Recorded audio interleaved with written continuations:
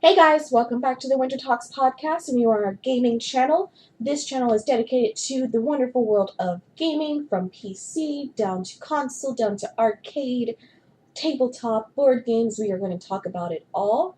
This season, however, is going to focus on the game Overwatch.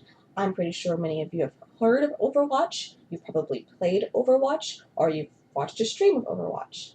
But for now, we're going to talk a little bit about why I got into gaming, where I started, and dive right into Overwatch. Gaming has been a part of my life since I was 4 years old. I am 25 now, so that's been quite a bit. Unexpectedly, it has turned into one of my biggest passions and hobbies. I've played games like Final Fantasy, Zelda, Mario, Street Fighter, Mortal Kombat, Mass Effect, Dragon Age, the Walking Dead series. I love The Sims. I've done DDR, about just about anything you can think of. I've done arcades to console to PC. My consoles lie in the Nintendo and the Sony PlayStation. I guess I'm really into the Japanese consoles. Not that there's anything wrong with Xbox, but I tended to play a lot of JRPGs, and the JRPGs that I enjoyed playing were exclusive to Sony and Nintendo, and there's just certain things that you're not going to find on Xbox that I just really enjoyed. At first, I played very casually as a kid, arcades, going to a friend's house and having a console. When my mom bought me an SNES, I would play nothing but Mario, beat that entire game at like 5, 6 years old.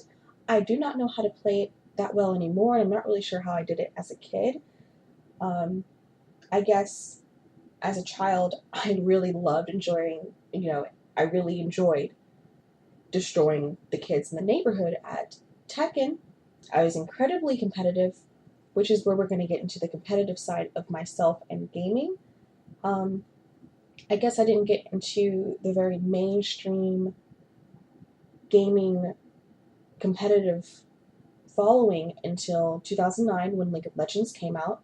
And at the time, I was dating a guy who was very much into PC games. He played D&D and board games, another thing that I really like to do as well. But he got me into PC gaming and got me into League of Legends. And slowly but surely, I actually did get a lot better than him. Not to toot my own horn or anything, but I was definitely much better than him. Eventually, I started watching streamers. I followed Team Solo Mid. I watched the big games where people were winning hundreds and thousands of dollars in these pots to play games, and I watched this community grow, and not only has it given me a tough skin, I know how toxic players can be, especially as a female gamer. If I even complained on League of Legends, they automatically assumed my gender and knew, simply because I did not like how the team was playing together, and you know how that goes. But I haven't stopped, because now I play Overwatch.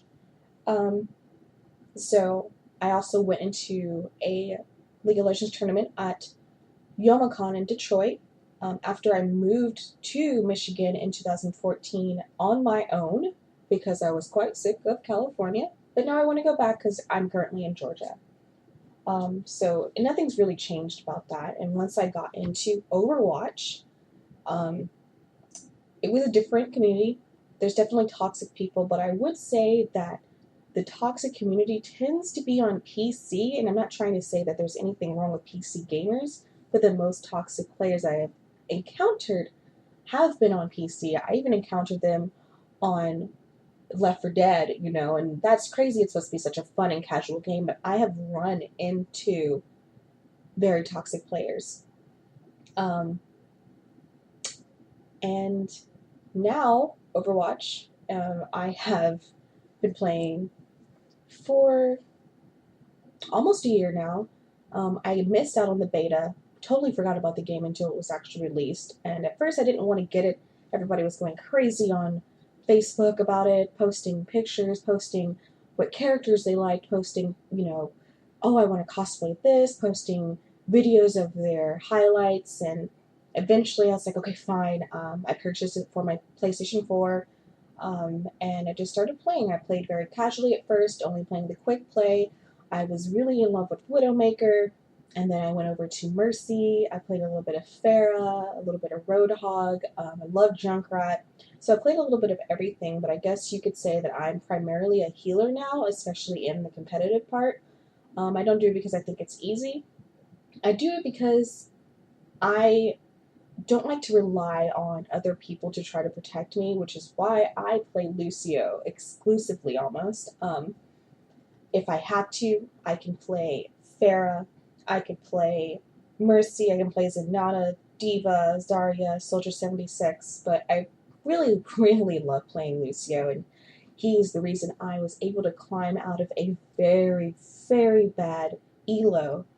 Um, Season 1, I was in Platinum 62, which is not that impressive, but impressive for me doing my first season and getting right there. I guess playing years of League of Legends really, really helped out, and I guess the beginning of January this year is when I really just stopped playing League of Legends and just exclusively started, really playing Overwatch. Season 2, I was in Platinum again at 2600. And Season 3, I was in Gold at 22. And the current season, I'm at 2500 Platinum. But I started off with 2100, and I dipped down so far. I was in the 1200s, and I just did not know how to get out of that hole. People didn't communicate. People left games. People didn't want to play another healer with me or play tanks. People were going off on their own. And there was just a lot of communication that just was not fun for me at all. Eventually, though, I started getting teams that knew how to communicate, knew how to work together, and it actually pushed me up, up, up, up, up, up, and I got back to the 2000s. And I would have to say it's probably because I switched from playing Mercy to Lucio, and I was able to carry my ass out of that hole, and I'm very proud of myself, and it proves to me that I know how to play this game, and I wasn't pushed down to 1200 simply because I don't know how to play or I've been bad. It's because I needed to change up my gaming. So my main role is definitely healer. I feel comfortable as a healer, and it bothers me immensely when another person takes my Lucio, but I can switch it up to a different character if needed. And I guess the thing is that being a healer sucks majorly.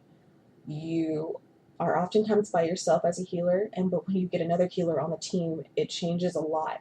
It sucks being Lucio, and the other team has like a Zenyatta and a Lucio, or a Lucio and Mercy. But the thing is, they have two healers, and here I am as Lucio, who gives healing based on the circle that you're in after they made that update. And if you're not in that circle, you're not going to get healed, you're not going to get boosted.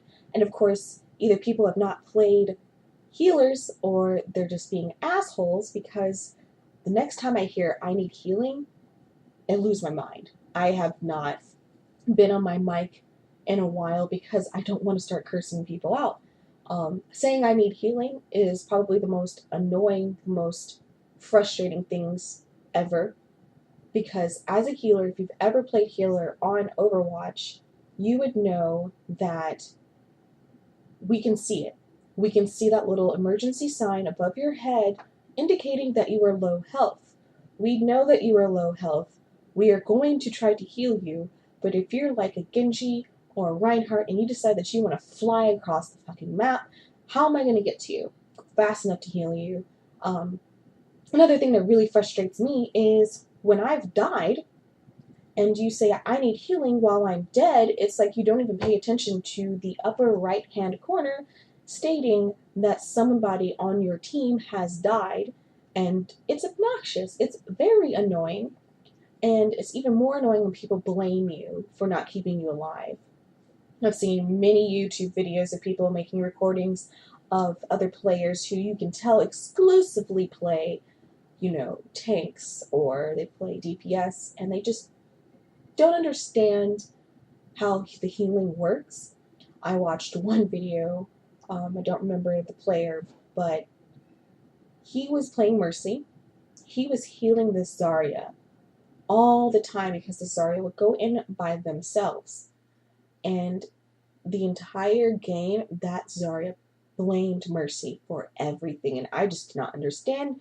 I understood the pain that Mercy went through. And I'm like, where did he get that from? So you can expect that being a healer is incredibly frustrating. And for the people out there that do not know how healing works, if you feel offended by this, it's probably because you are that person.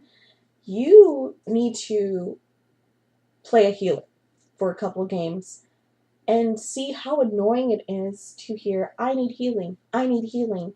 Hear, people complain that you're not healing them when you've just healed them, but you have 3 or 4 other players that need to be healed, but you're only one person. And that's why I like to play Lucio, because if there's more than one person in my circle, I can heal them, especially when I'm able to amp it up. So that's why I like to play him. I like playing characters that have that crowd control kind of thing. I will say that being a healer like Mercy or Zenyatta, it's satisfying to play them, especially Zenyatta, because he hurts for absolutely no reason. And I love the fact that Mercy can revive. If you are a good Mercy, you know that you need to hide. You really can't be in the middle of a fight unless you're one of those people that like to play Battle Mercy. And that's a wholly different story. But, when you see that emergency sign over someone's head and then 2 other people get that emergency sign, we know as healers that we have to go and heal you. And if we're far away, if we just died, there's nothing we can really do about it. You need to pay attention. You have to protect your healers as well, especially if you're a tank. Been so many times where I have been chased down by a tracer as Lucio, or getting rammed into a wall by Reinhardt, and I didn't really have the help. There have been times where I've been on the mic and I'm like, hey, this tracer is following me, somebody help me, but it's like they don't turn around for half a second and help at all. They just do not help you, and that's when things just become so annoying. So I can talk about healing and Overwatch all day, but I can tell you that the difference between League of Legends and Overwatch communities is vastly different. But then again, Overwatch just got started. I'm sure there's trying to make teams for the professional side of the gaming, the pro gamers that are going to make lots of money for Blizzard.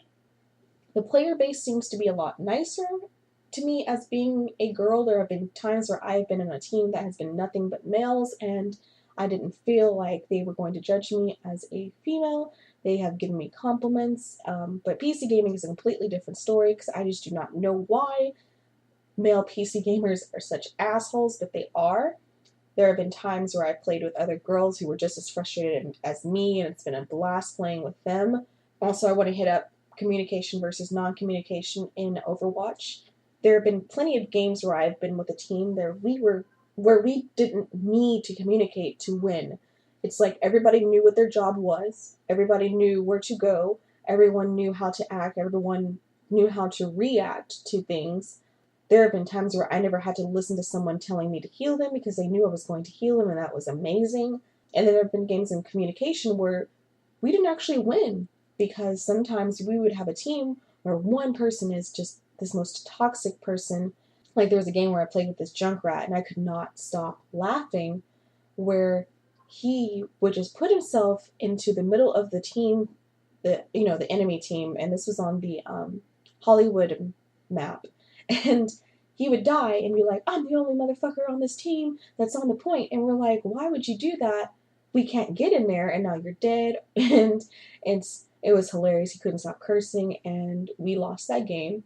And, that happens in communication, non-communication, but I noticed that a lot of people say, oh, when we communicate, we can win more. Yeah, sure, you can make the call-outs. You can say, hey, come get this Widowmaker. She's sniping us. Go get that Bastion. And you can, talk to them and let them know where it's going to be. That's for a different story, because I cannot stand Bastion. So we will talk about that in a later episode. So I guess this is going to be the end of this podcast, and I'm really excited for this channel specifically. I have other channels like my Kink and BDSM channel, um, the channel about LGBT communities. I have a channel about racial issues that I don't want to post in too often because it's a subject that makes me upset sometimes. Not that I can't talk about it, but there are times where, you don't want to really be upset when you want to do something fun.